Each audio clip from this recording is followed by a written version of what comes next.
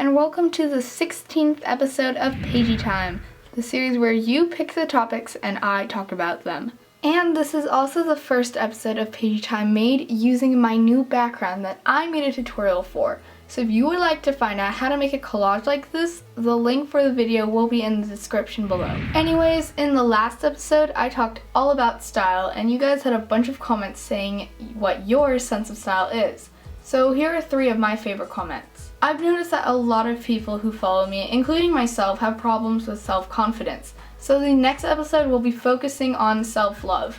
And if you have any tips about loving yourself and being confident, be sure to comment that down below. And in this episode, I'll be giving you my tips for making custom thumbnails for your videos. So let's get started. First of all, a lot of you are probably wondering, what is a custom thumbnail and how do you enable it on your videos? The thumbnail of a video is basically the little image that shows up when you search up that video. So for example, the thumbnail for this episode of PAGIE Time looks like this. When you don't have the custom thumbnails feature enabled, you usually have the choice between 3 screenshots of your video for the thumbnail. However, if your channel is verified and in good standing, then you can go to the video manager and under the channel tab, enable custom thumbnails. This will allow you to put any image that is the right size from your own files as the thumbnail. And this function is really cool because it can give people a little glimpse about what the video is about through pictures. But how does one create the perfect thumbnail for your video? Well, first off, you should take a picture of something that basically summarizes the entire point of the video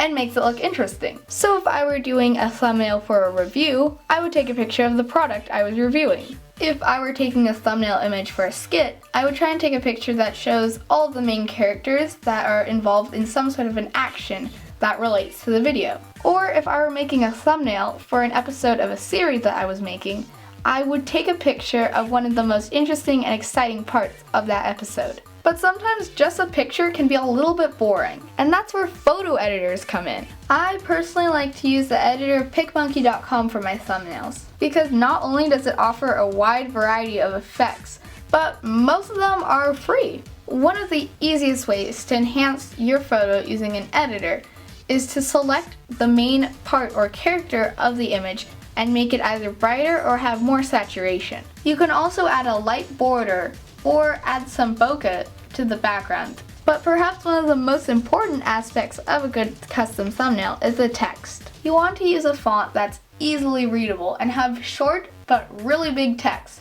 that will summarize the video. For example, for the episode of Casey Reviews, where I reviewed the My Little Pony Friendship is Magic Pop Rarity Starter Kit, I didn't use that entire title as my text. Instead, I made the picture of the Pop Rarity toy brighter than the rest of the image and added text that said Casey Reviews. Now, you know it's an episode of Casey Reviews, and you know that I'm reviewing that particular toy. Easy, right? And while it's sometimes really helpful to add little stickers or clip art from the internet, you don't want to overcrowd your image. Especially when your viewers are on a mobile device, which they will be most of the time, the image is going to be really teeny.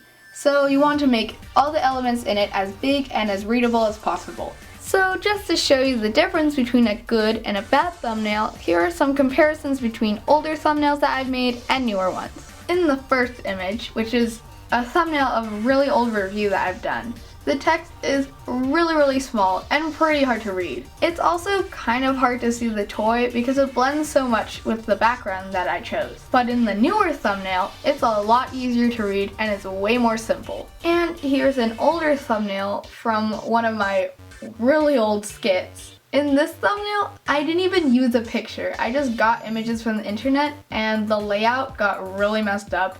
So you can just see how bad it is. But then from the thumbnail for one of my newer skits, it's a lot easier to read, you can see the characters that are in the skit, and it looks pretty good with the colors. So basically, make sure that the image that you make for your custom thumbnail pops, but isn't too messy, and has readable text. But in case I missed anything, here's some comments from the last episode from viewers who had their own tips. I really love making custom thumbnails because if you have a really good one, people are more likely to click on the video and watch it. And if you would like a chance to be featured in the next episode of PAGIE Time, be sure to comment your other thumbnail making tips.